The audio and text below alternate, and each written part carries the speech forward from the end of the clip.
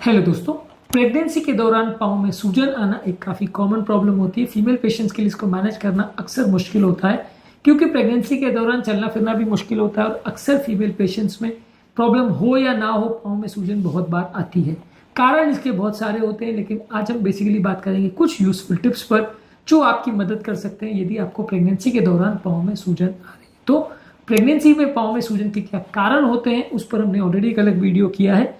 आज हम बात करेंगे कुछ यूजफुल टिप्स पर। टॉपिक पर जाने से पहले जो लोग हमारे चैनल पर नए हैं उन्हें रिक्वेस्ट करूंगा कि चैनल को सब्सक्राइब करें, वीडियोस को लाइक करें, शेयर करें, फॉलो करें, कमेंट करें, पूरा देखें। टॉपिक इंपॉर्टेंट है इसलिए से एंड तक देखिएगा। चलिए शुरू करते हैं इंपॉर्टेंट वीडियो।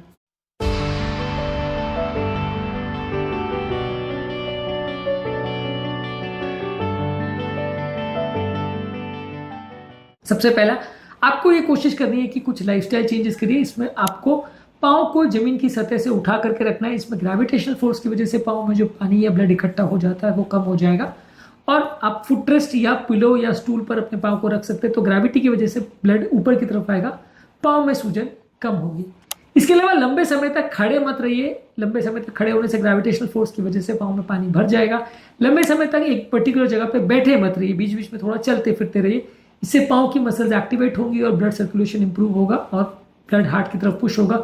यदि आप एक पर्टिकुलर जगह पे बैठे रहते हैं तो आपको सूजन बढ़ जाएगी। एक थोड़ा सा कंट्रोवर्शियल चीज़ है, लोगों को ऐसा लगता है कि यदि पाँव में सूजन आ रही है तो पानी कम पीजिए, लेकिन ऐसा नहीं होता। अगर आपकी बॉडी की हाइड्रेशन कॉम्प्रोमाइज होती है तो आपका उल्टा पानी का सूजन बढ़ जाता है। आपको ज़्यादा पानी पीना चाहिए, नमक को कम रखना चाहिए।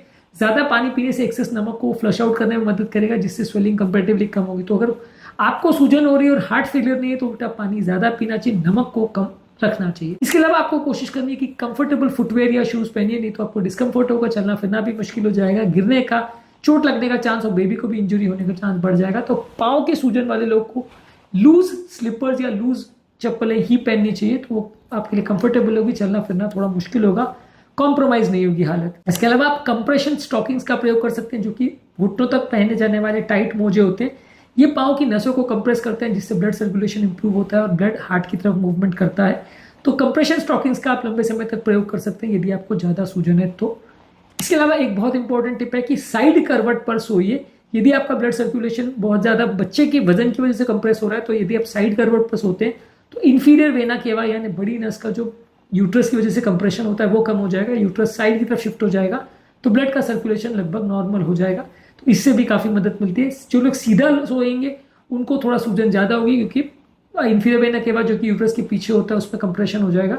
साइड करवट पे सोएंगे तो थोड़ा कम होगा। इसके अलावा खाने में कोशिश करिए कि नमक की मात्रा कम रखिए। ज़्यादा मात्रा में नमक लेने से आपका सूजन का प्रॉब्लम बढ़ेगा। जो भी चीज़ में आप नमक ले रहे हो उसको कम रखिए या नमकीन चीज़ों को कम रखिए। बैलेंस डाइट ज़्यादा लीजिए, जिसमें फल, सब्जियां, होल ग्रेन्स और लीन प्रोटीन ज़्यादा हो। जो खाद्य पदार्थों में पोटाशियम हो, जैसे केला है, टमाटर है, स्वीट पोटैटोज है, ये आपके फ्लूइड बैलेंस को कम करने में मदद करता है। तो सोडियम को बैलेंस करने के लिए पोटाशियम ज़्यादा लीजिए। इसके अलावा चाय कॉफ़ी कम रखिए। चाय कॉफ़ी में मौजूद कैफीन आपके बॉडी के फ्लूइड वॉल्यूम को कॉम्प्रोमाइज़ करता है, आपकी सूजन और इन्फ्लेमेशन बढ़ती है, इसलिए चाय कॉफ़ी को कम रखिए। पानी ज़्यादा पीजिए। इसके अलावा रेगुलर फिजिकल एक्टिविटी करिए। रेगुलर एक्सरसाइज करने से भी, जैसे वॉकिंग, स्विमिंग है, जॉगिंग है, प्रीनेटल योगा है, ये सारी चीज़ें करने से पाँव का सूजन कम होगा, ब्लड का सर्कुलेशन बेटर होगा। इसके अलावा आप एंकल पंप्स या सर्कल्स वाली एक्सरसाइज कर सकते हैं, यानी पाँव को एक जगह पर रख के गोल गोल घुमाइए या उसको बार बार ऊपर नीचे करिए। इससे आप एंकल की मसल्स को एक्टिवेट करते हैं और वो ब्लड को ऊपर पुश करने में मदद करती है। तो एंकल मसल्स की बार बार एक्सरसाइज करिए, इससे भी आपका सूजन को कम करने में मदद मिलेगी। इसके अलावा आप सूजन वाले एरिया में, खासकर अगर वहाँ दर्द हो रहा है, तो वहाँ कोल्ड कंप्रेसेस यानी गीले पानी से या ठंडे पानी से या बर्फ से तौलिया रख के कंप्रेशन कर सकते हैं। इससे भी सूजन को कम करने में मदद मिलेगी। सूजन को कम करने के लिए या कोल्ड कंप्रेस रखने के लिए क्या इंपॉर्टेंट टिप्स या नुस्खे रहते हैं उस पर हमने अलग वीडियो किया है, जो कि आप हमारे चैनल पर देख सकते हैं। इसके अलावा आप पाँव को एप्सम सॉल्ट में डिप कर सकते हैं। अगर आपके पाँव में बहुत ज़्यादा सूजन है तो एप्सम सॉल्ट में उसको डिप करने से स्वेलिंग कम होगा और आपको थोड़ा रिलीफ मिलेगा। इसके अलावा आप टाइट कपड़े मत पहनिए। बहुत ज़्यादा टाइट कपड़े पहनने से पाँव की नसें दब जाती है और वीनस कंजेशन बढ़ जाता है, इससे आपको दर्द ज़्यादा होगा। तो टाइट कपड़े मत पहनिए। हल्के हाथ से पाँव को और जो तलवे है उस एरिया को मसाज कर सकते हैं, इससे भी ब्लड फ्लो सर्कुलेशन इंप्रूव होता है और इससे भी पानी को निकालने में मदद मिलेगी। इसके अलावा बॉडी को थोड़ा ठंडा रखने का प्रयास करिए। बहुत ज़्यादा गर्मी के वातावरण में यदि आप रहते हैं या गर्म घर में या गर्म पानी से स्नान करते हैं तो इससे भी सूजन बढ़ती है। थोड़े ठंडे वातावरण में रहेंगे तो सूजन की प्रॉब्लम थोड़ी कम होगी और आपको कंपैरेटिवली पेन कम होगा, सूजन कम होगी। यदि आपकी प्रॉब्लम की सीवियरिटी बढ़ रही है तो फिर डेफिनेटली आपको डॉक्टर को कंसल्ट करना पड़ेगा। यदि आपकी प्रॉब्लम मैनेज नहीं हो पा रही तो फिर आपको मेडिसिन लेना पड़ेगा। इसके अलावा यदि आपको अगर सर दर्द हो रहा है, विजन में चेंजेस आ रहे हैं, पेट में दर्द हो रहा है, तो फिर डॉक्टर को दिखाना पड़ेगा, क्योंकि ये सीरियस प्रॉब्लम की तरफ पॉइंट कर सकता है। और अगर प्रॉब्लम आपकी मैनेज नहीं हो पा रही है या ऑलरेडी आपको कोई ऐसी बीमारी है जिसकी वजह से हो रहा है, तो फिर डेफिनेटली डॉक्टर को कंसल्ट करने की जरूरत है। खासकर अगर आपको पहले से हार्ट, लिवर, किडनी का कोई प्रॉब्लम है तो डेफिनेटली डॉक्टर को दिखाने की आवश्यकता है। आज के टॉपिक में हमने बात करी, यदि किसी फीमेल पेशेंट को प्रेगनेंसी के दौरान पाँव में सूजन होती है तो क्या क्या चीज़ें वो कर सकती है जिससे उसकी सूजन की प्रॉब्लम को कम मिले।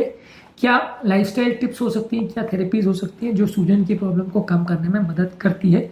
इसके अलावा सूजन के क्या कारण होते हैं और बाकी पेशेंट में सूजन के क्या इश्यूज होते हैं, उस पर हमने अलग वीडियोस किए, उन्हें भी जरूर चेकआउट करें। टॉपिक एंड करने से पहले जो लोग हमारे चैनल पर नए हैं उन्हें रिक्वेस्ट करूँगा कि चैनल को सब्सक्राइब करें, वीडियोस को लाइक करें, शेयर करें, फॉलो करें, कमेंट करें पूरा।